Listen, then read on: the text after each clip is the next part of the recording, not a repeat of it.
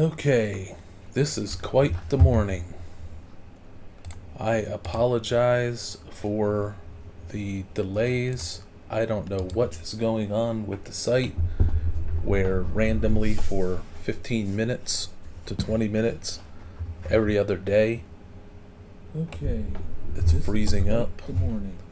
I'm I apologize. totally frazzled trying to get everything transitioned over. Been dealing with this BS technology for the last 20 minutes. So I don't know. I'm getting my notes, getting my audio, getting my video. Am I coming across as sound okay? Man, this is pissing me off.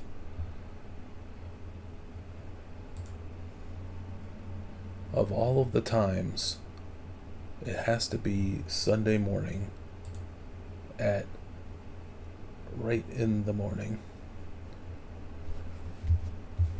And as soon as we get going here, we will in another minute or two. Appreciate the audio check. Go ahead and put your questions and comments in, and I'll get to those as per usual. So again, sorry for the frazzled start to the morning show, but I'm trying to make sure what the site is doing is as I'm reloading and trying to get to it, it keeps the original show link keeps getting published to the site. So it's like 50 different versions of the same post that keeps posting on the site when it pops up for a second. I've had no issues with this for a couple of years. Then all of a sudden this last week, something has gone haywire that's knocking it down for 15-20 minutes at a time. And it's a top flight. It's one of the top hosts and everything, web hosts out there. It's no cheap thing. So that's the thing that's terrible about being in the football business is not the football business. It's how much you rely upon the technology. You do all this work and then you can't get the information processed across. But let me stop complaining about that. We look like we've got people transitioned over okay. We've got a Sunday game just so we have more things going on at the same time.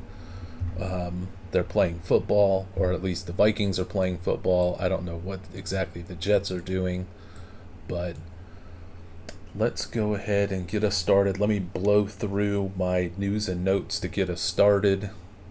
Looks like Minnesota's about to score another touchdown. Oh, almost got picked. But there's a flag, so I'm sure it's on the Jets. Alright, let me go through my notes and get us on track here this morning. Jets-Vikings games, if you've been watching it, the Vikings have been totally in control. The Jets look ridiculous, like they've never played football before. The Vikings are playing a sound game, but just letting the Jets make all the mistakes in front of them. I know there hasn't been any real massive fantasy performances from it yet. The Jets are going to have to throw a bunch in the second half, especially if they get down here 17-0. Okay, on to fantasy stuff that hasn't happened yet. Just a quick note on NFL weather today. I don't like what I'm seeing with the and now the site is up. Figured right about the time. Give me a second to I want to take down those posts in case people are trying to get to it. Again, apologize for the frazzled start here this morning. It's been quite a morning. But now it looks like we're about to get on track. Well, at least I'm glad everybody's going to be able to get access to the projections and all of that when it's time. the Colts Jaguars game at Jacksonville, there's going to be heavy rain in that game. There's going to be at minimum a steady rain. At maximum, there's going to be a heavy rain going on. That could alter some of my excitement about Flacco and friends in that game, which I'm really high on. I'm really high on Flacco passing ability within that offense looked really good last week. As Flacco has looked good now for parts of 2 seasons. Josh Downs seemed to be his main guy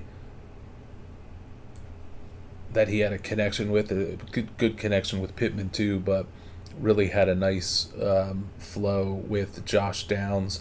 So I've bet props on that. I'm excited about the Downs thing, but there's going to be a lot of rain in that game that could come along and take that away. I don't know that. I can only guess it. And teams seem to get through the rain pretty well, especially when it's not cold. So I'm not totally going to trash the Colts passing game for fantasy because of the weather, but note it is a factor that could throw that to where we turn that on at 1 o'clock and we're throwing things around the room because it is just a monsoon going on there potentially at times. So that's going to be something to watch leading right up to 1 o'clock when they do the cutaways and they show us what's going on the field. We'll see. Florida's flighty with rain. It can look like it's going to be terrible and then do little to nothing, and then all of a sudden everything looks fine and then it completely downpours. As far as player items, I'm not going to go into the Romeo. I need to save some time here. Romeo Doubs, Devontae Adams, Rashee Rice. We'll talk about all this upcoming week. Just minor notes on players going into this. There's no real radical news this morning. Kendrick Bourne is activated from IR. I have him in some dynasty places and have been holding on to him and thinking he'd be the number 1 for the Patriots. But then as he's being activated and I'm having to look to make roster changes, whether to put him on the roster or just dump him, I'm just dumping him. Not that he's not good, not that this couldn't work into something, but the Patriots passing game is just completely terrible. And another couple losses, they're going to go to Drake May, then it's going to be even worse. So I was high on Kendrick Bourne coming into the season, that he would maybe get back a little earlier, get some type of connection, veteran connection with Brissett and Bourne. Possibly Bourne being traded to the 49ers was also a thing that could have happened with the Ayuk situation. That's all of a sudden all gone by the wayside. Bourne's being activated. I'm not expecting a lot from it. Kareem Hunt is in the clear. He's taking off the injury list. He had a shoulder injury that they were giving him some rest, some non-contact throughout the week, but he's already been lifted off the injury report, so he's totally fine. I think he will be the clear lead with working with Samaje P. Ryan, who will be like the hurry-up passing game and come in for some passing downs. Steele may get a couple of touches in there as well, but I think Hunt will lead the way for this week and really for the rest of the season, while Pacheco is out, and Pacheco may be out for the rest of the season. On the Patriots running back situation, Gibson and Stevenson. Antonio Gibson's getting the start. I'm not getting too enthused about that because I know this is being done to try to make Ramondre Stevenson kind of earn his way back, get some more confidence, give him a little slap on the wrist. He probably won't play in the first series, then he'll play in the second series, and if he doesn't fumble, they'll start feeding him, and they'll claim after the game, they'll be like, he got right, he did all the things he needed to do, he wasn't fumbling. This is a great game. He winds up with 18 to 20 touches, while Gibson gets like 6, 7, 8 rushing attempts. So there's a potential that Gibson gets the start, does really well, and they kind of run with it, and then Stevenson comes in at some point and fumbles again, and then that is going to be all Gibson. So there is a Gibson path. I just don't think they're going to pay. The Patriots are not turning their back on Stevenson with all of the money that they put into him on something that's as easily fixable as a fumbling issue. Just a couple quick prop betting notes. I put just a very minor amount for interest's sake on over on Eric All, Cincinnati pass yards, because it's just set low and it seems like he's moving into being the lead tight end for the Bengals in their rotation, and the Ravens have not been great against the tight end. Put some on Kareem Hunt late last night, early morning, when he got cleared off of his off the injury list, and I put a little bit more on something I've really walked away with this week, impressed with after watching the tape, was Jordan Mason in the passing game. He has a low receiving yards over under. So, and I already bet it before. I just added to it more because the odds got a little bit better, and I think the number went down a yard. Jordan Mason was on his way to having like a 40, 50 yard receiving game. He had a big, like, not a screen pass, but I think it was like a little flare pass, little come out of the backfield, come across the middle, caught it like a wide receiver in stride, and took it to the house for like a 25-yard touchdown, but it got called back for a penalty. So, and then outside of that, Mason was used a lot in the passing game. So I think we're going to see more development of Mason in the passing game, especially enough to pay off props today. Then last thing, the biggest thing I'm going to be watching today out of selfishness is the Bears-Panthers game. I placed some preseason bets on DraftKings. You could do predict the record of the first 5 games for various teams. So I bet the Bears and the Panthers to be low because the odds were very favorable to take low outcomes, and then if one of the low outcomes hit, I was going to make a profit on all of the bets. Said the Panthers for 0 or 1 win. They're at 1. I had the Bears for 0, 1, and 2 wins. They're at 2. So one of them's going to lose today. One of them's going to win today. If the Panthers win, or if the Panthers lose, then I will win the Panthers bet, and I'll get $250 back on my bets that were shy of that. But if the Bears win, I'm such a Panthers fan today. If the Bears win today, or if the Bears lose, the Bears lose and stick at that 2 wins, that was the biggest odds thing that I did of this first 5 thing that DraftKings had. I'll get $1,000 payoff if the Bears lose today. So Bears lose 1,000, Panthers lose 250. I'm not betting on anything else. I'm just gonna let it ride on the Panthers, who look a lot better over the last couple weeks. Not just because of Andy Dalton, but that's actually a pretty decent, scrappy team. And the Bears are not that great.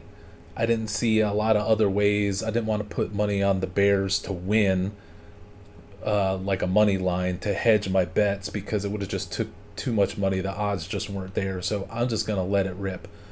$1,000 if the Bears lose, $250 if the Panthers lose. Now, and then the last thing, and then we'll get to the questions, is I have to give a shout out. It's going to be a mixed bag shout out. A longtime FFMer, Nick, and/or goes by the username sometimes of Vector Collector on here. It is his birthday today, and he is a huge Bears fan, and he's going to the Bears game. I assume as part of his birthday celebration, which is kind of a sad way to celebrate your birthday, is going to a Bears game. But he will understand that joke. But I just wanted to wish him a happy birthday.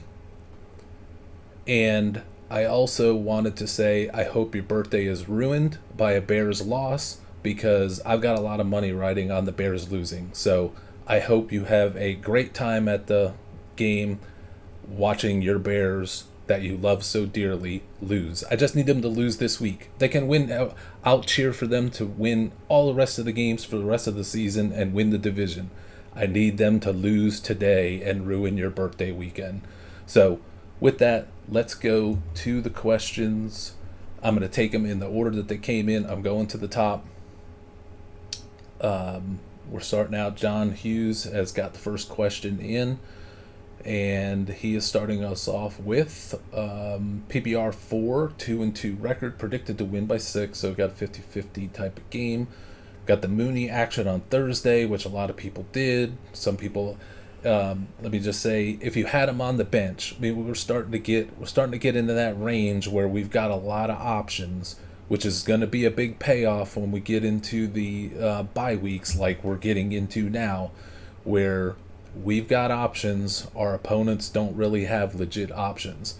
So a lot of people started Wicks or Downs or Shaheed and had Mooney on the bench. That is super depressing because Mooney had such a great game.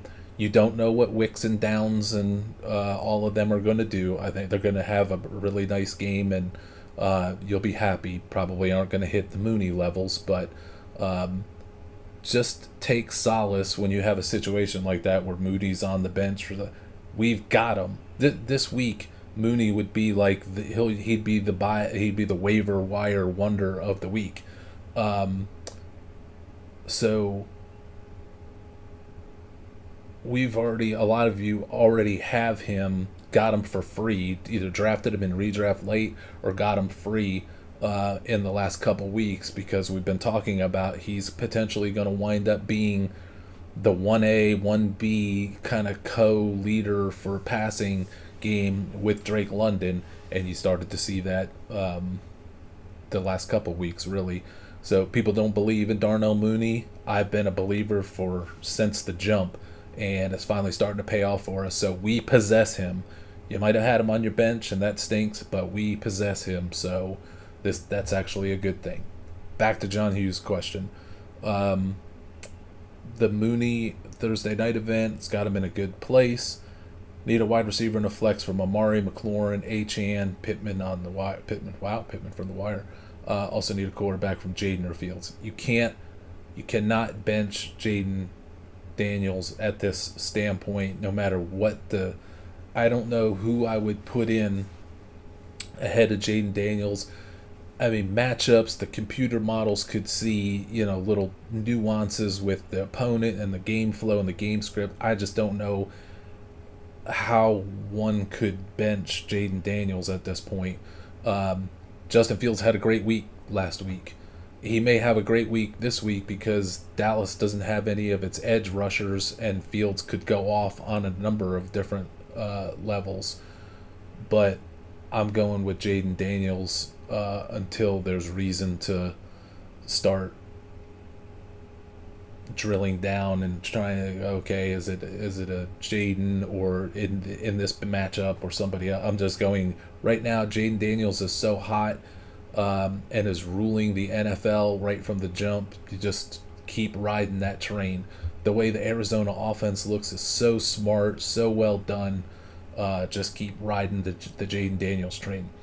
Take McLaurin to go with it, and then I'm between Amari and Achane.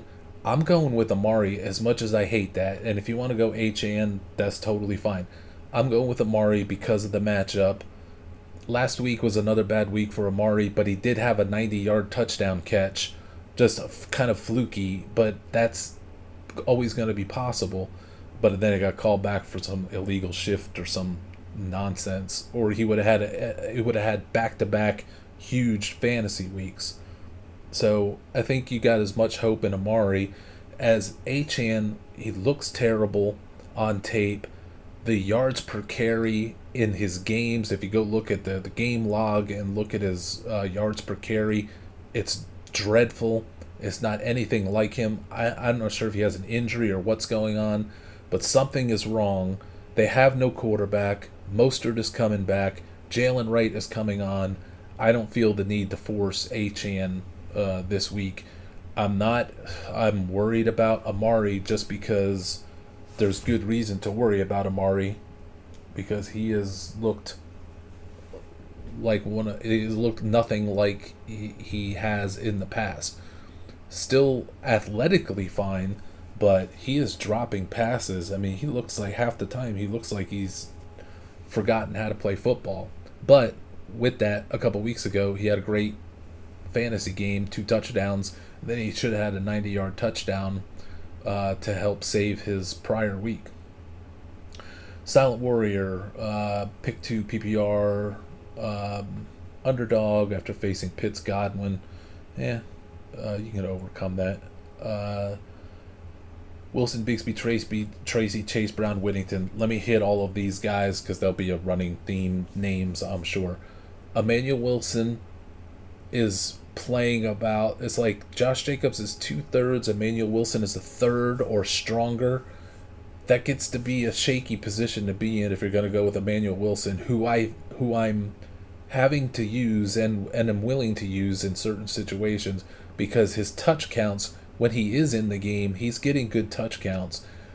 And he seems to come in, they want to use him in the passing game, in a screen passing game, except for last week when I bet a lot on him to get one stupid catch for 10 yards. He couldn't even get that. But that's an anomaly usually, and they tried to set him up for it, but there was a penalty, there was a misfire. He's being used in the passing game. He definitely looks like the better runner than Josh Jacobs. It could be Green Bay blows out the Rams, the all banged up Rams, and then we get a lot more Emmanuel Wilson at the end of the game. But you're going to get Emmanuel Wilson during the game. So Emmanuel Wilson is something, but he's not intended to be the thing for Green Bay. Whereas Bigsby looks to me like he's the new starting running back, kind of, sort of, in a rotation in Jacksonville. He's played 2 full games. Week 1 and week 4, he was hurt and played very low snaps, was out of games week 2 and 3. So if you ignore those and just look at weeks 1 and 4, Bigsby's got like a 10 carry game, a 7 carry game for 90 yards and 70. He's averaging like 7 yards a carry. He was the starter last week. ETN didn't even come in, I don't think, until late in the first series. Dearness Johnson was in ahead of ETN. It wasn't until Bigsby kind of got banged up that ETN started playing more in the second half. But Bigsby's been cleared from whatever that injury was, so he's fine going into this game. So Bigsby is something to look at for those in need. I like Tyrone Tracy here because he will get all of the touches. Now, they may get stuffed because teams aren't afraid of the Giants' passing game without Neighbors or even with Neighbors. So they shut Tracy down. But Tracy's going to be intended to be the full, clear starter. And there's always hope when somebody's going to get a ton of touches. So I put Tracy kind of over that running back group. Chase Brown is a wild card. I don't think, like last week he had 15 carries and they ran wild on Carolina. They ain't going to be able to do that against the Ravens. So, but Chase Brown is legit to take one handoff and he's gone, or a screen pass or 2 and he takes one of them for long distance. So there's always that hope with Chase Brown. So all your running back options are fine. Tracy stands out a little bit more because he's going to be intended to be the main touch guy. But I can understand going with Tracy or a Chase Brown, hoping that he does something off of a screen pass. But I'd probably default when I'm up in the air on all of these options, then I could see a path for Emmanuel Wilson, I could see a path for Bigsby, see a path for Chase Brown, but I know they're not intended to be the full, they get everything. where I think Tracy is. I don't think Eric Gray's not going to get much. So I would go Tracy over that. If you wanted to go Whittington, Whittington is an option in PPR because we started to see him get used like Puka 2.0 finally last week, about a week or two too late for what I was looking for. But it started to happen last week. If either Green Bay gets down or if Green Bay blows out the Rams, there's going to be a lot of Whittington just because they're still using it, getting used to it. Looks like Alan Lazard just scored a touchdown. So I think Whittington's going to be good. I wouldn't be surprised if Whittington had like a 6, 7, 8, 9 catch game this week. It may only come with 60 yards and no touchdowns, but I think Whittington's going to get a lot of work this week in a game that could be a blowout to give them opportunity against some softer defenses, or the Rams hang in this game because Whittington is starting to break out. So I like Whittington just as well. I like all of these options, but I would be between Tracy and Whittington, whichever one felt like would be the better flow. They're probably very close in our projections. Silent Warrior, John Hughes. Opponent has Lamar, Collins, Bauer, Swift, Connor. Said nothing about that prior question. Okay. Silent Warrior, Whittington or Wicks. I like them both this week. Wicks is in such a good place with Dobbs being out and Watson being out. I mean, it's like the skies have parted and a ray of sunshine just descended down on Dontavian Wicks to take him from, I don't know how we're going to use this guy for fantasy football, number 4 wide receiver for Green Bay that often has wide receiver 3 weeks for fantasy. Like, what do we do with this guy to a week or two ago to now with the Romeo Dobbs issues and the Watson injury? Now you have to look at Wicks as a potential wide receiver 1.5, wide receiver 2. So Whittington could be right there with him. So I will say that's a your choice coin flip call, Whittington or Wicks. Wicks is more proven, where Whittington is more, it looks like it's starting to come on, but that's a little bit of a leap of faith. We know loves working with Wicks. And I think Dobbs will either be benched or traded for Wicks after his stunt from this last week. Silent Warrior, bench 1 in PPR of Hunt, Javonte, Eckler faced Evans on Thursday. Man, I like all of these guys for this week. But the Denver offense has been so muted. Javonte's numbers haven't been big time. He makes me a little bit worried that how he's going to compete. But with Brian Robinson back, it kind of puts Eckler into, is he going to get as many touches as we thought he was going to? I think Hunt can be the clear lead guy. To me, all 3 of them are in the same bunch or basket. You can go with any 2 of them. You could bench any one of them, and it makes sense. The only other thing I could think of to help make the decision is anybody tied to these quarterbacks. If you have Jaden Daniels, maybe you want to get in on Eckler with it. If they have Jaden Daniels, maybe you want to make sure you have Eckler in it in case they have a screen pass bonanza like they've were showing a couple weeks ago. But I like Hunt. I like Javonte this week. It's a good matchup with the Raiders. But I like Eckler this week as well. And if Brian Robinson doesn't play as much, if they're trying to hold him back a little bit, this could be a much bigger Eckler than anybody expected. Silent Warrior, Curtis Samuel, Bo Melton, Bigsby, or Antonio Gibson. I've been so burned by Curtis Samuel, even though Shakir is out. I don't know that I can actually trust Curtis Samuel, because every time I try to, he burns me. But I get that there's an opportunity there. Bo Melton is, I'm betting on the come that Wicks and Reed are going to get such coverage that, and Bo Melton's really good. That's why I think Dobbs could be traded this week, because they can just put Bo Melton in the lineup and be totally fine. Bo Melton may actually be better for Green Bay than Christian Watson. Not that Christian Watson is bad, but Christian Watson's always hurt. And Bo Melton's a very similar wide receiver opportunity. Gibson's going to start, so that's good, but so is Bigsby. But they're going to rotate, so these are all guys in a bucket that any path that you choose makes sense. I would just say Bo Melton is probably the lowest of the options, and I'd focus more on you're taking a dart throw with Samuel, Bigsby, or Gibson. I lean a little bit Bigsby this week just because it's a good matchup against the Colts, and they seem to want to get him going.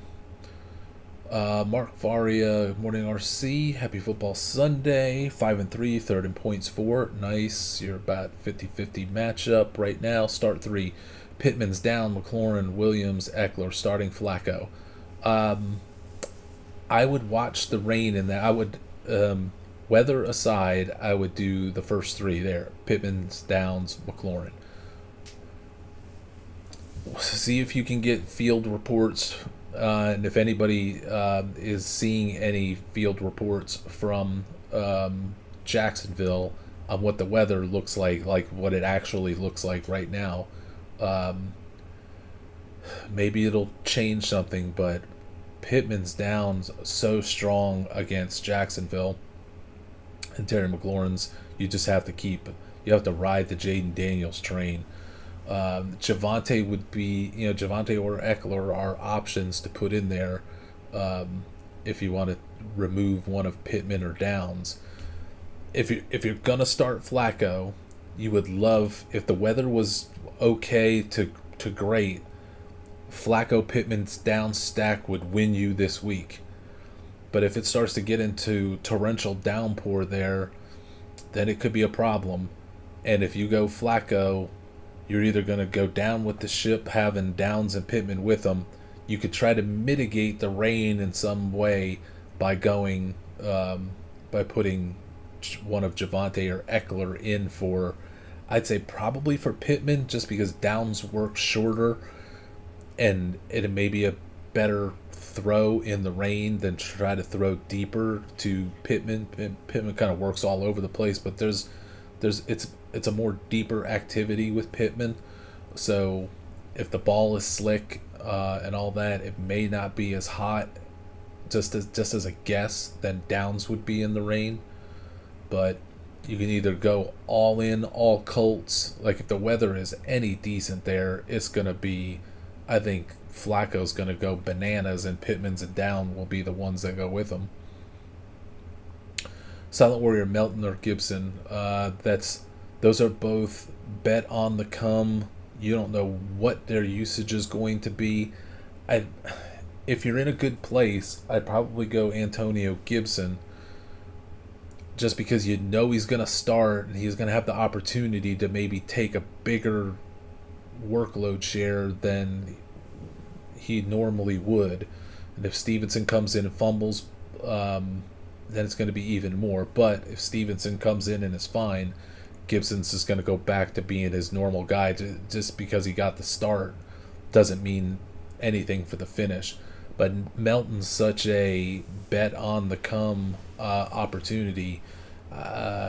It's hard for me to forcefully say, oh yeah, Bo Melton, because we just don't know. This is going to be the first time we're really seeing Green Bay with a Wicks, Melton, and Reed trio starting at the same time, I do believe. So I think if you were down a lot, I might be inclined to go Melton, because the Patriots are lost 2 more offensive linemen this game. Antonio Gibson could start this game, get 20 touches, and rush for 40 yards and no touchdowns, because this offense stinks. So Gibson's going to get the touches.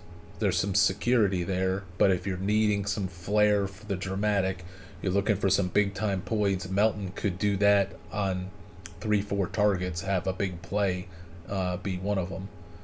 And Melton could end up having the better day, and we're all licking our wounds because Wicks got 4 catches for 40 yards and no touchdowns, while Melton got 5 for 80 and a touchdown. Tywin Oak 12 team, full PPR, 4.2 flex, 32% dog. Started a dying Rashad, annihilated by Cousins, and facing Jefferson, Conklin, and zero line now. I don't think any of those guys have really done anything. So that's potentially good for you.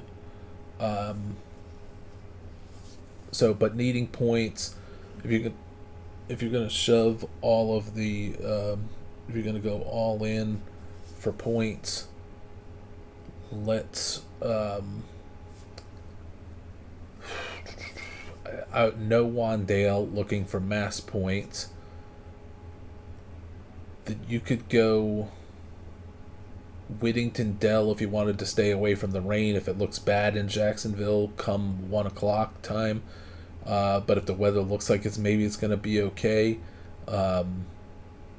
then Downs Whittington. I'm worried Tank Dell could have a home run moment. I'm worried that Houston's just going to be all about trying to feed Stephon Diggs because he's a head case and he's going to think something big about burning his old teammates in Buffalo by having a big night, and I'm sure Houston will give in to that. And Diggs has already gotten a lot of targets prior, so Dell's still getting back up to speed. So I don't know that Dell's going to have a moment this week just because it's set to be Stephon Diggs' moment. But the rain in Jacksonville could be so bad that you go away from Downs. I'm going to take one moment. I'm going to look at the radar again in Jacksonville. Looks like it's breaking up a little bit right now, but man, come 1 and 2 o'clock. I mean, just looking at the radar, it's going to be bad all game. But that's me playing amateur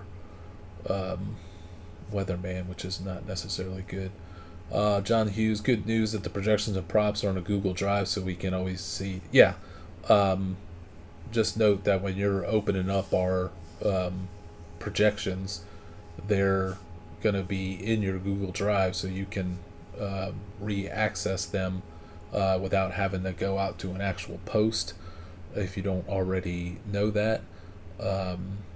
So that is a good thing, but it looks like, God willing, the site, it's always for like 15-20 minutes every couple days. Just happened to be at the absolute worst time this morning.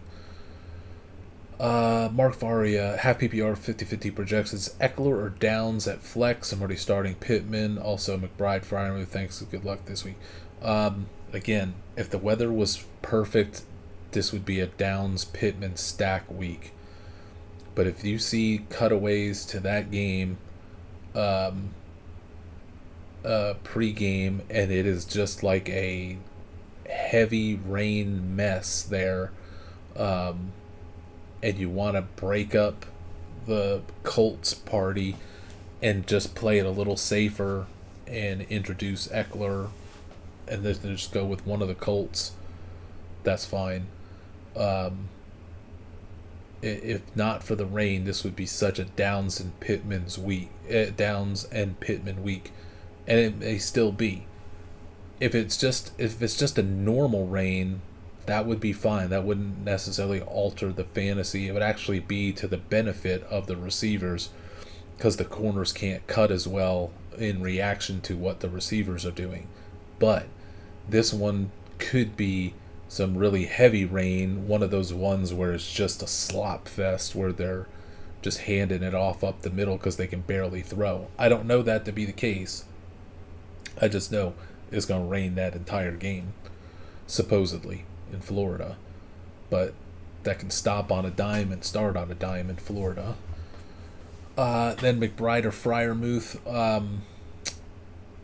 San Francisco does not give up much to the tight ends and hasn't for years. Dallas has been good against the tight end this year, but that may be more circumstantial. Freiermuth, the tight end's not necessarily going to need to stay in to help protect against Parsons and Lawrence. So maybe we're going to see a little bit more Freiermuth. So it's close enough where you can go with the option that you feel best. The upside for McBride is shaky because the 49ers just don't allow tight ends to go off on them. But the Steelers' offense is only so good, so Freiermuth has a limited upside just by being a Pittsburgh Steeler in that offense. Let me set my let's set a quick timer on my watch to remind me to look at the inactives here in about 25 minutes. Tywin Nook, 10 team, half PPR, 4 points, 50-50 started. Baker, nice, faced London's career high game. Okay. Kind of an offset, but down from that. So 50-50's fine enough at this point. Not need one wide receiver and flex from Downs, Wicks, Tyreek, Eckler. So we've already talked about all these other guys, but we haven't talked about Tyreek. If the weather was fine, I would do Downs and Wicks. I'm definitely doing Wicks. The question is Downs in the rain, Tyreek with Huntley, or do you just shoehorn in Eckler? We never know. With Brian Robinson playing, we just don't know what the Eckler script is going to be. I have a feeling it's going to be really nice, but I can't say that for sure. I know Downs is going to start, be the slot, and maybe be the most targeted receiver for Joe Flacco. I want in on that, but I don't want in on that if it's going to be a torrential downpour. But I don't know if it's going to be a torrential downpour. Tyreek is Tyreek, and he can do anything at any given moment, but we keep saying that, and it's not been true. So under normal, if everything was normal in Jacksonville, I would go with Downs and Wicks. If you see the weather pregame in Jacksonville is a complete disaster, then you can consider, then I think it's logical to consider Tyreek and Eckler, but Tyreek and everything else on Miami just is not working with Huntley at quarterback. Tywin Nook, 12 team, half PPR super flex, 42% dog, so you're probably really 50-50 in reality. No TNF action, good for that you didn't get whacked by TNF. Pick a flex, Tucker, Wilson, and Njoku. I wouldn't trust Njoku yet. I'd be between Tucker and Wilson. I can see either path for them. Trey Tucker facing Denver. Denver was so hot against the Jets last week. And, they've been great all season. But, they were so dominant last week. And we've been saying that looks like a dominant defense in the making for a couple of weeks. They could shut down everything in Las Vegas to where they can't even hardly complete a pass. Aaron Rodgers was really struggling last week against Denver. So that could happen to Tucker quite easily this week. Emmanuel Wilson's only going to get limited touches by design. If Jacobs goes down, then you could get a home run event with Emmanuel Wilson. So I'd say it's a toss-up. Choose your path. Tucker is capable of putting up a bigger game just because he's such a big play guy that even one thing could happen in his favor and it'd be a big play and it pays for itself all in one play. And he'll be on the field most all of the game. So Tucker would be my lean, but it's not crazy to consider going Emmanuel Wilson. Tywin 8 team, 6 point, 50-50. Started Evans, no one going. Wicks, Shaheed, Downs. You can just play it safe and go with Wicks. Wicks is in such a great place. Shaheed is great. Downs in normal conditions is great. These are all great options, but you could do Wicks, Shaheed if you don't like the looks of the weather in Jacksonville.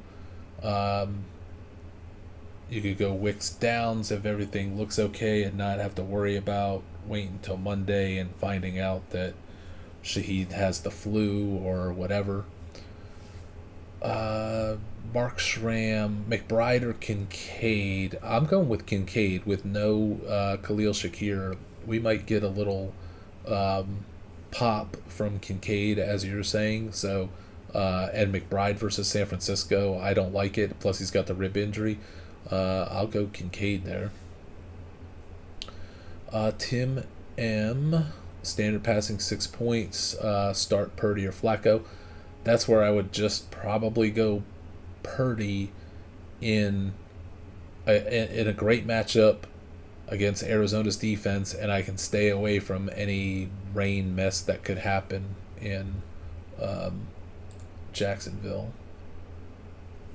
Just take a quick check of the game, looking at the fantasy scoring. Just see that nothing amazing looks like it's happening. Okay, back to busy questions.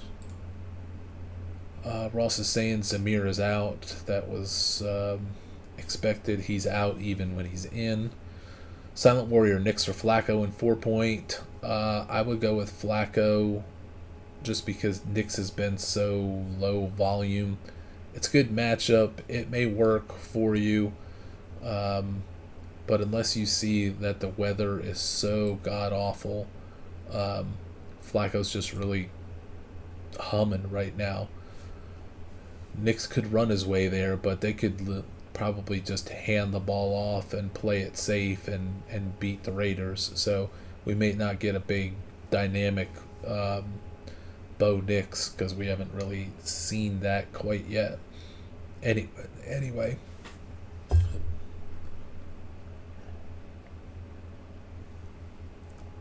Langchamp 3-1, second in scoring, PPR 6 pointer league. Would you start Coleman? No. Eckler, Dell, or Michael Wilson? I'm gonna say no to Michael Wilson just because of what I've seen with Trey McBride back. I mean, he will get some targeting. Arizona's pass game looks bad. San Francisco's got a good enough defense. You have other options like a Dell, like an Eckler.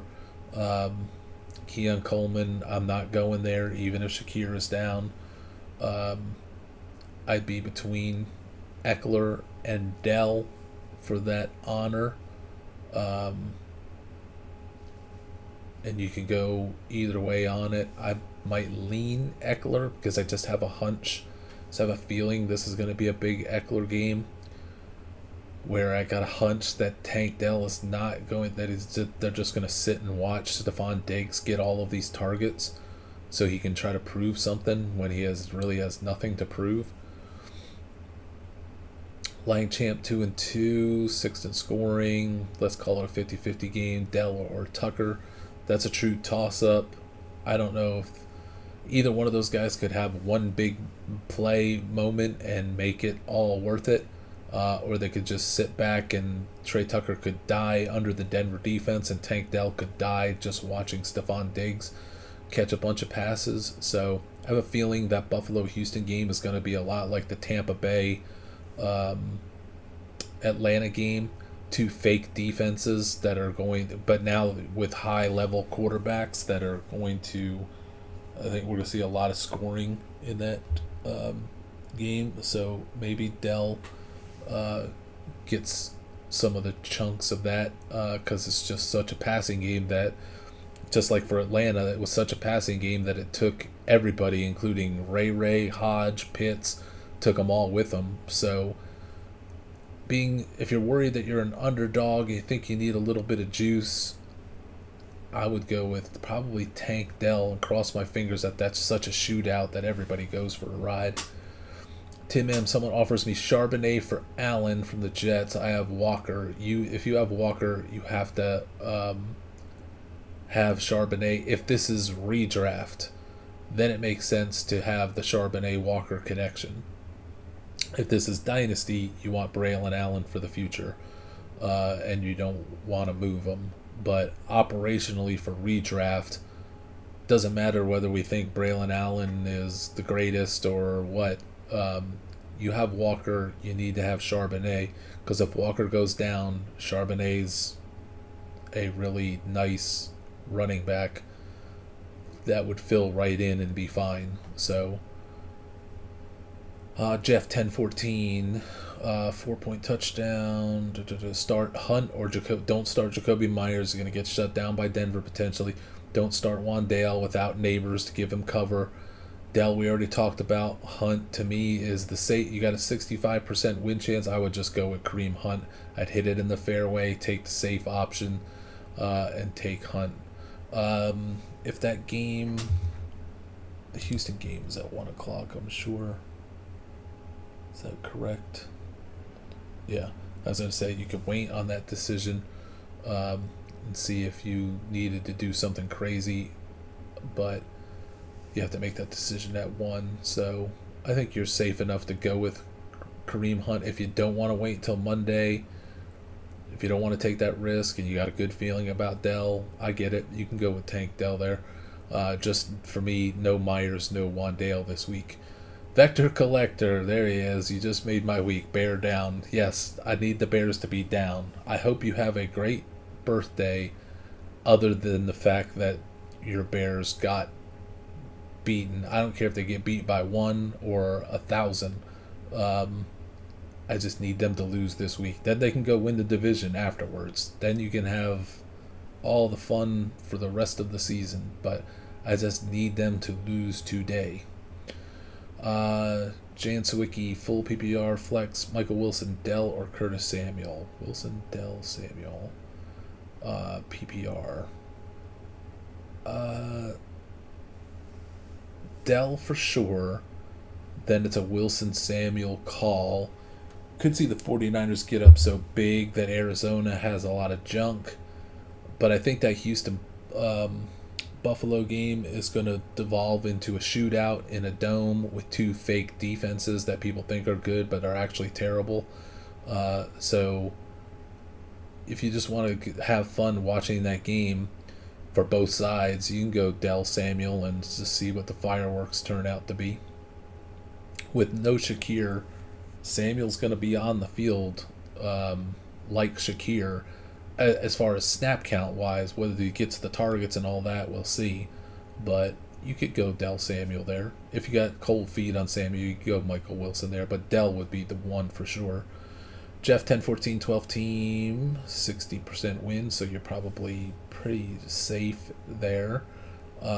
Start 1 in the flex. Just go Wicks. This just makes too much sense. Need to drop Emmanuel Wilson or Michael Wilson.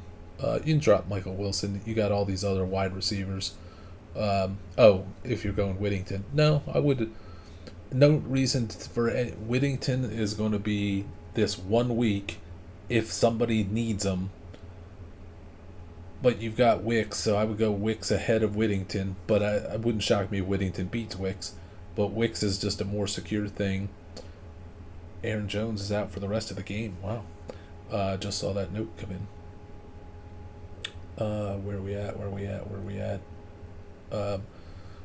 Whittington works this week for anybody who needs him, but then they're on a bye week 6. Then Cooper Kupp is saying he's planning on coming back week 7. So then the Whittington story is over. The Whittington story is this week only. Jan Sawicki, happy birthday to Fire Nagy Vector Collector. I think they're all off to potentially to the Bears game. Mike Rogers Jr., 12-team Dynasty PPR, bottom of the roster question trade. Someone offered me Whittington for Mechie and my 2025 third, which could be late. I have Cup. Is this worth it? We'll drop Mechie soon. Yes, because Mechie is nothing, so this is Whittington for a third. Oh, all day long, especially if you have Cup, because next year and for the rest of the season, as Cup goes down, as they move on from Cup all into the future, this is Dynasty. Whittington's going to be Whittington and Puka, not Puka Cup into the future. It's going to be Whittington Puka. So yeah, definitely worth a 3rd round pick, and I assume that's going to be a high 3rd round pick. It better be. Jim Haley, hey RC, thanks for turning me on to Mooney. Awesome. Yeah, and Mr. Jim plays in a very deep amount of teams league, so having a guy like Mooney really makes a huge difference. So glad to see that. Langchamp, is Garendo or Jalen Wright a better hold on the last roster spot over McLaughlin? McLaughlin can go. He is nothing right now. Even if Javonte went down and McLaughlin got more touches, this is just not an offense that is pushing big numbers to the running back. But Javonte Williams is starting to look better. He is definitely the main running back now. I bet props on him this week for the rushing over and the receiving over. He's getting so integrated into that offense. So, and Denver's at a point where they can't take anything for granted. So I think there'll be a lot of Javonte Williams today as they try to secure a very winnable game against the Raiders that will push them to. They'll be 3-2. Denver will be 3-2. I'm so glad I started betting the Denver to make the playoffs, and Denver win total overs. All those numbers are going to be jumping even more after this week.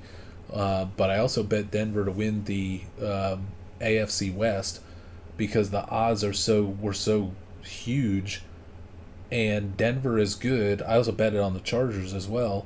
The Chargers and Broncos are both good teams. Kansas City is obviously the favorite, but one Mahomes injury and Kansas City is done. I mean, they are done. They will not hold off Denver or the Chargers if Mahomes goes down and out. So for the odds, I put a little bit on both the Chargers and the Broncos to win the division recently.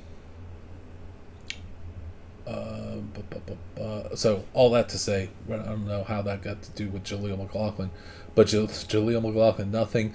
I would want Jalen Wright right now, just because when I watch Miami play for the last couple of weeks, and even really back into the preseason, Jalen Wright is the best runner of the ball that they have. He's a rookie. There's guys in his way, but as the season gets away from Miami, I would almost guarantee you they will trade Mostert to the 49ers to be Mason's co-runner and backup, but more backup because Mason's so good. Miami will definitely send him to San Francisco where he's used to things and they have all personal connections. Then it's going to be down between Wright and Achane, and the way that Achane looks versus the way that Wright looks, you go with Wright. Who was it? I don't have a full screen. Sauce Gardner's out for, or coming on the sidelines. Boy, the Jets are in trouble. So I would go with Jalen Wright, if you had Jordan Mason, then I would go with Garendo, just because right now, if you lose Jordan Mason, it would be Garendo the next week. I'm sure they would also try to trade for most. They would try to do a lot of things. It won't be Garendo for the rest of the season, but for like right now, you would want to protect Mason with Garendo. But longer term this season and maybe even this week, we might see the Jalen Wright takeover of that backfield. Because if Miami loses again this week, Miami's so bad. If Miami loses, they got to win this week. They can kind of stay in this thing if they can win, get one step closer to Tua being back. But if Achane is stumbling around and Mostert's not doing anything, and they put Wright in and he starts tearing it up, they're going to start riding Jalen Wright. So Garendo's not going to beat out Jordan Mason ever. But Jalen Wright could be the Miami lead running back by halftime of Sunday's game. Sam Shin, Morning RC, 25% chance to win. Oh, you must have got rocked on TNF. So you need to go for the maximum points. And in that case, I would just roll the dice on Austin Eckler. Roll the dice that Brian Robinson isn't going to play much, or he gets in and gets re-injured, and that Eckler just has a day as the full lead running back of one of the top offenses in the NFL right now. Steven Danielson have Purdy, Baker, Goff. Need wide receivers, 3 wide receivers. Trade Baker off to get Hopkins in a package deal. Hopkins is really not worth a ton to people. You have Metcalf, McLaurin, McConkey, Jacoby. You've got good wide receivers. They tail off a little bit towards the end. Baker coming off such a hot week. Baker having such a nice season right now. I would, I'd shoot higher than that, but it'd be getting if it's a package deal where it's like Hopkins and other things. So Hopkins should be good for the rest of the season. I assume Levis is going to be fine for next week, but we don't know. We don't know if Levis has a real problem with his shoulder, that he tries to get back and it's just not right. Then we got problems with Hopkins. Then if they go to Mason Rudolph, you got big problems with Hopkins. So I don't know that Hopkins is the biggest prize out there. But depending on what you get in the rest of the package, I'm not against taking a look at Hopkins in a deal. But Baker's hot right now, and Hopkins is not necessarily. Stephen Danes, how do you think Slayton will do without Neighbors? Not great, because they're facing Seattle's secondary. So if Slayton has Tariq Woolen on him, which I think that he will, he may not even have a catch this game. So, but Slayton's also capable of one big play. Jalen Hyatt may end up being more of a shock than Slayton this week, but just on the matchup, I fear for Slayton. If I was going to use somebody this week, you got your Metcalf and McLaurin. I would go with Trey Tucker as a more of a hope than Bourne this week. Ross Jacobs, just my opinion, but outside of very heavy downpours, the rain isn't usually that big a deal. It's the wind that it tends to affect. I think a steady rain plus it being cold is a problem. A steady rain and it warm like it will be in Jacksonville will be fine. I wish it wouldn't. I wish it was normal conditions. But if it gets into a downpour, then we got a real problem. It's almost time to look at inactives, and Ross saying that makes me think I'm going to look at that radar again just to see if it's changing at all. So that's such a big deal. I mean, that is going to be such a changing fantasy event if that rain will not be as much of a factor. Rain 2, 3. I mean, that Jacksonville's covered maybe by it looks like it maybe stops raining at. It's not raining now, or it's drizzling. Then it's going to get hard right before noon. 2, it still looks bad. 3, it looks bad. It starts clearing at 4, but the game will be over by then. So, be interested to see what the visuals look like from Jacksonville before the game.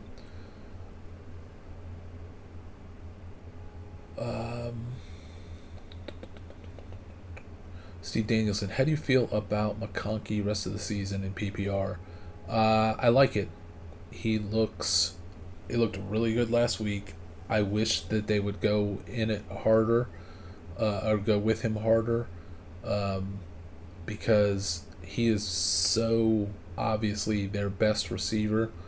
It looked so good at the beginning of the Chiefs game that I was thinking, man, this might be his real moment, and the Chargers may take down the Chiefs with a big McConkey game. And it was rolling, and then just like NFL teams do, they stopped using it in the second half. So, but he's so good. He's so much better than Marvin Harrison. It's ridiculous.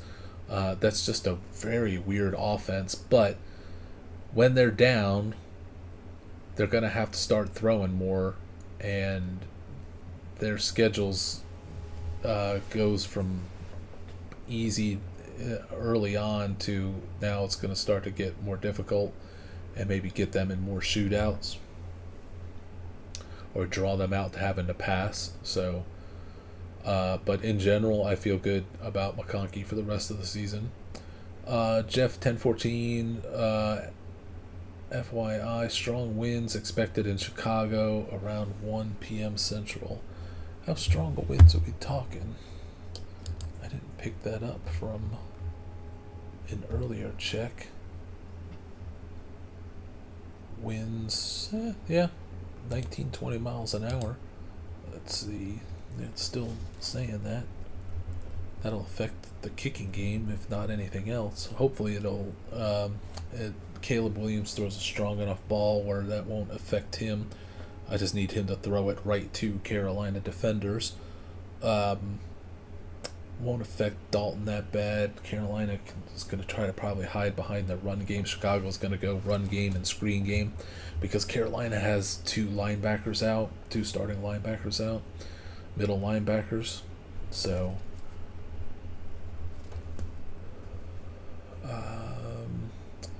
Aaron Jones out rest of the game, hip injury. Hate to see that. That's going to be Ty Chandler's going to end up being the waiver wire of the week if that's the case. Steve Danielson, Myers, or take a chance on Bourne if activated. Oof. I would just go with Myers and go, man, this is rough. This is a bad draw facing Denver, but Myers is their number one. Maybe they get a bunch of simple throws or they get way down because Denver blows them out and they get a bunch of garbage. We just don't know what Bourne's going to do, and that offense is so horrific. That passing game especially is so horrific. Let's look at what we got. Okay, we got a whole page of inactive, so let me turn to the inactive screen and just ramble through what I see. Ravens, nothing of note to concern ourselves with. Bills, no Austin Johnson, no Taron Johnson. That's going to be there. Wow. I just looked over and saw Aaron Rodgers looks terrible on the ground. Like he is. Oh, I think Aaron Rodgers pulled a quad or a hamstring. He ain't coming back in the game. Tyrod Taylor's going to be a waiver wire pickup of the week. And how did he hurt that? He got twisted in the mix. Ooh, that does not look good for Aaron Rodgers.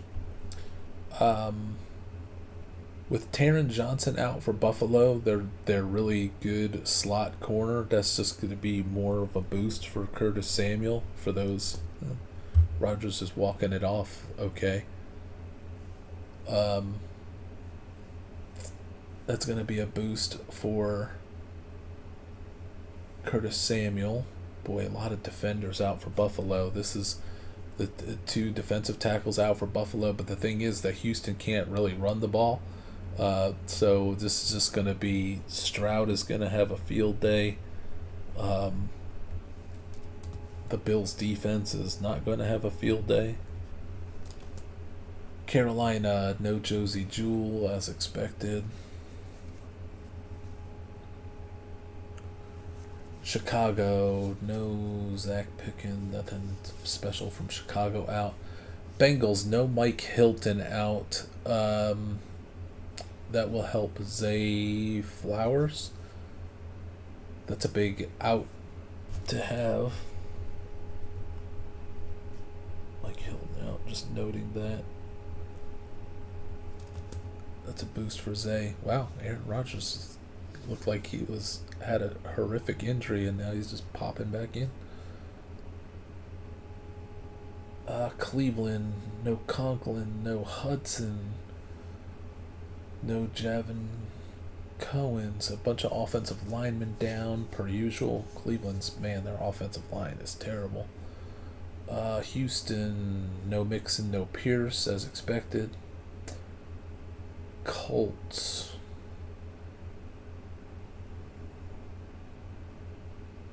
Wow, Freeland out, Ryan Kelly out again, although Bortolini that filled in last week did a nice job. No Richardson, no Jonathan Taylor. The Colts have an all-star team um, on IR. If there's any week that Jacksonville was going to win their first game, uh, it's this one.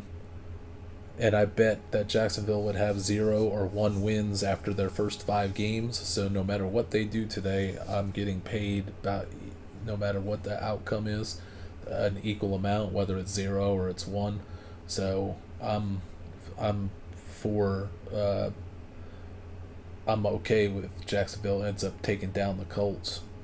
I want to see Jacksonville lose because I've also got bets on them for the win total unders and then for them to finish in last place in that division. So, but I'll bet Jacksonville gets off the schneid and beats Indy this week, aided by the rain. If it wasn't raining, if it was clear there, we could see Flacco go nuts on them. Miami, no Jordan Poyer, no Skylar Thompson. So they got rid of a quarterback and Skylar Thompson's inactive. They're down to Tyler Huntley. That's it? They're a Tyler Huntley injury away from having no quarterback? That can't be right. Let me look at Miami's depth chart. I thought they got rid of Tim Boyle this week. So they may only be going with one quarterback. Not that it matters. Their quarterbacks stink. Anyway. No Jeff Wilson. That makes sense. Mostert's going to play. New England. No Kyle Duggar, which was no safeties for New England. This would be a game that New England could be had by a passing game, but Miami literally can't throw forward passes. So that's not so much of an advantage to Miami that 2 safeties are out, because I don't think Huntley can do much about it anyway. Jets. Oh, we're playing that game already. Tampa Bay, we already did that. Washington, no Noah Brown, no Cleveland Farrell, and that's about it from that game. Let me do one more refresh of it. Nothing else new. Okay, let's see. We're getting towards the end of the questions. And we're going to beat the noontime deadline. Again, apologize for the delayed start and weird start to the morning, but everything technology-wise looks like it's getting back to normal. Evan asked, start 3 running backs: Akers, Javonte, Madison, Tracy, Chase Brown, Hunt, Dowdle. Wow. A whole group of them. I am with Hunt, I am with Javonte, and I am with Tracy in that game. If Las Vegas had a better matchup, Madison could be something. I think Madison's going to get a lot of work, but that's a terrible offensive line, and that's a great Denver defense. Langchamp, PPR 6, would you trade Pitts for Eckler? I think Pitts may be worth more than that now. You have Otten as well, other running backs, Henry, Rashad, and Zamir. Oh, yeah, you're needing running back help. I mean, Pitt's coming off a night that people saw, and they can see the numbers and all of that, and it's all hyped. You can probably get more than Eckler, but I get wanting to try to hone in on Eckler. I don't know how it goes in your league and whether, what running backs are available and blah, blah, blah. So I get having to do that. I don't think that there's a Pitts revolution that's beginning. If you literally go to the box score of that Atlanta game and you see all the come on Braylon, there's a prop bet payoff. If you look at the box score of all the Falcons receivers and literally cut them in half, you would have all of their normal expected outputs. And then if you look at Kirk Cousins, 500 yards passing, you cut that in half, is 250 passing yards. That's about roughly what Cousins is going to be good for in a normal game when they're not playing, wide open sieve defense Tampa Bay. So what I think of Pitts' normal activity is cut his game in half, which would been 4 for 40 and no touchdown. And Cade Otton was right in that zone. Cade Otton had a chance to actually beat 4 for 40, but he dropped a catch, and then I think he had a 15 or 20 yard play that ended up being a penalty, or it was he was open and Baker didn't throw it well, but then it got to be a penalty anyway, so it was wiped off the official snap count. But Otton was in that range of having another 4 for 40, 4 for 50, 5 for 50 type game. Not pitching Otton as some savior or anything. I'm like, but just don't. His game was not as bad as it looked, and Pitts's was not as good as it looked. Samshan Richardson is out. Mr. Brommel, Rico, or Brian Robinson. I'd probably go with Brian. I just can't trust any of those Dallas running backs. Mr. Brommel, RC, you have my 27 OC teams in the top 100. Oh, for the FFWC. Nice.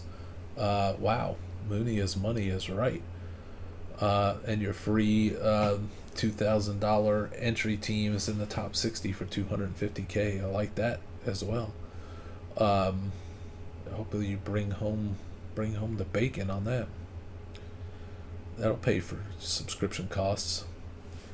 I just saw Tyler Conklin get a catch, but I haven't seen him. Oh, Tyler Conklin's having a good game. I am a genius after all.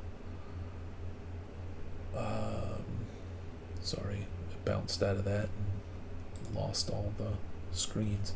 Okay, Mike Rogers, thoughts on Tyrese Knight so far? Have him into IDP Dynasty Leagues. I haven't liked what I've seen, but I didn't really focus on him in the last week. I think there's probably, you saw Detroit run all over them. You can run on Detroit, or you can run on Seattle, and part of the problem is that Knight's not ready, is my opinion. So he could be, it could be that he just needs more time. He looks so much better in college. But I haven't been overly impressed right now. If you're thinking should you move on to something else, just let me know what the something else is, and I can give you my pitch on it. Rogers hurt. Okay, he's back in. Yeah, I've obviously watched this game in the beginning, and then all hell broke loose on the site, so I was dealing with the website glitch for a couple minutes. Then I had to scramble to get this show ready. So I kind of lost track of what was going on in this game, but it looked like just Minnesota was crushing them. It looks like the Jets are getting themselves back into it. Then Miss Jules McCoy, slight favorite in PPR when you play Tracy or Jerome Ford in the flex. Man, that's a tough call. I'm so minor hyped for Tracy to get his first full start. I think he looks really good, but no Malik Neighbors. What Dallas was able to do to the Giants last week of just shutting down the run and daring Daniel Jones to do something, Seattle could try to do that, but Seattle, we're just talking about how bad Seattle has been against the run, so I'm sure the Giants are going to try. Lazard just dropped a touchdown. That's the second drop of Lazard's. That was a tough catch, but still, you gotta catch those. Tracy's gonna be in a good place. Jerome Ford,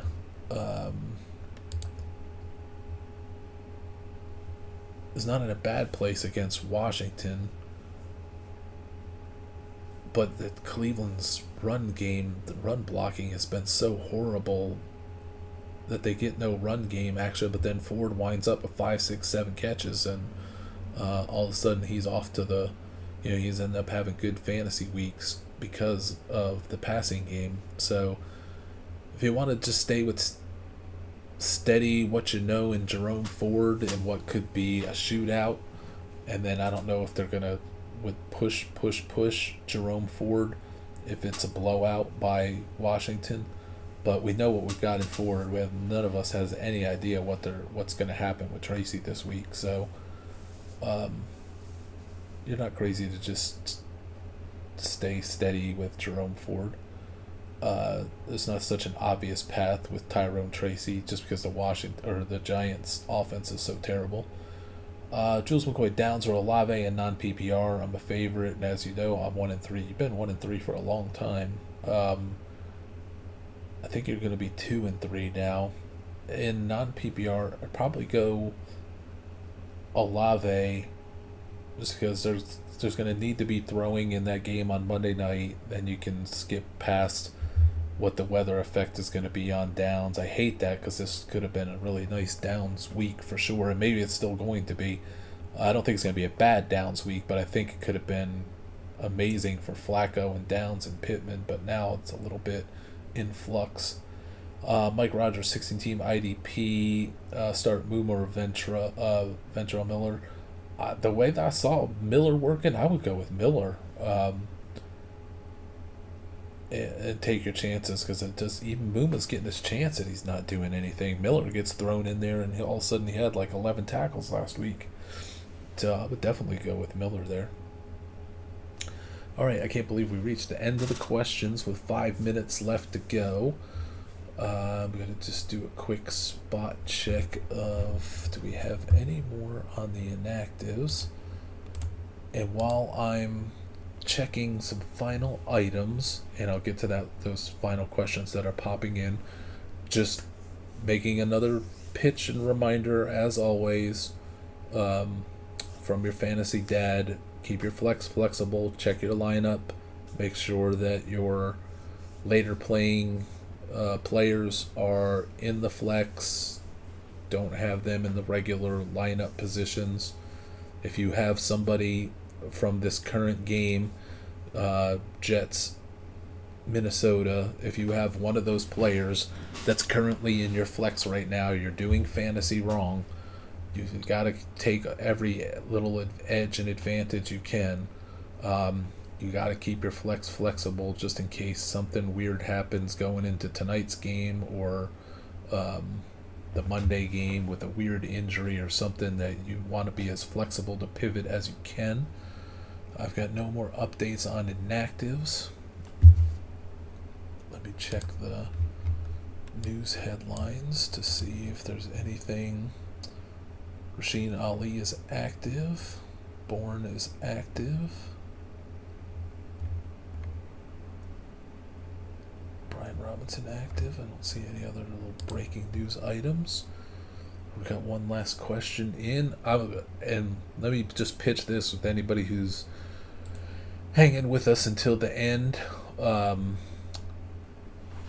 just taking a shot on this. It hit me last night to ask this question, because you never know what's going to happen if you ask the question.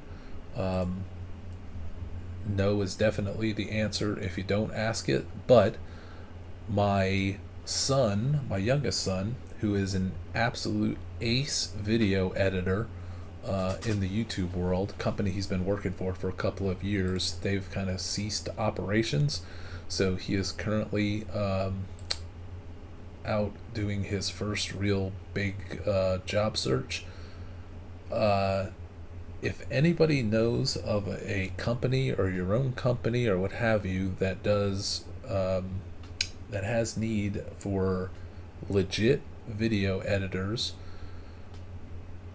or somebody who's in the YouTube world, or somebody who's a famous YouTuber that has issues with video editors, which they all do. My son's been in that world. Both of my sons have been in that world for years, and I know it's horrible trying to find legit video editors because they're so flaky and so flighty. But my youngest son is an incredible video editor and a workhorse. There's other things I could say that are that he's not good at. He's not a math whiz. He's not. There's things I could say that he's not, but computers and video editing and general being a workhorse, he is. So just throwing it out there because he's having a hard time seeing that there's anything out there listed legit to put in for. So anybody know of any companies or their own company looking for remote video editor or move to, depending on where it is, I got an ace candidate for you. And I'm not just saying that because he's my son. He is really good in his industry, as is my other son, but he got snatched up by the big mouse ears company to head up parts of their YouTube. I want to follow up on Downs, Tyreek, or Eckler. I just added Kirk with AR out. Does Kirk start over down? You're in the same boat with that. I'd rather do Downs, but you got the rain issue with Kirk. So I would do the downside of that over Kirk. Kirk may be fine after this, but I worry what's going to happen to him when Eckler gets back. So you're still, to me, it's Downs or Kirk, or do you want to avoid that weather situation and go with Tyreek or Eckler? Mike Rogers, last question, then I'm going to go do the projections. I have Maisie Smith in 16 team. Took him late last year. He's been okay the last 2 weeks in my scoring system. I need defensive tackles. Have you seen anything on him this year? Because Dallas's defense is on the field, getting to be on the field more and more, he's not a bad option. Because he's going to be out there doing things. He hasn't jumped off the tape, didn't have any quarterback hits, he's not getting any pass defenses, he just happens to be on the field for tackles happening.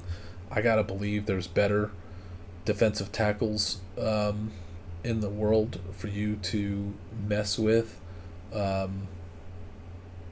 So you can see by our projections what some of those no name or rising up defensive tackles are, but I've never been a big Maisie Smith guy, but he is on the field and at least playing, and running backs are going to run into him so he can have tackles. He only played 38% of the snaps last week, 73% prior. I don't know if he got hurt in game or what happened, but 16 team, I know a lot of guys are likely gone, but I'm thinking there's better out there at defensive tackle, but maybe there isn't. You can email me a list of who the available DTs are, and we can see.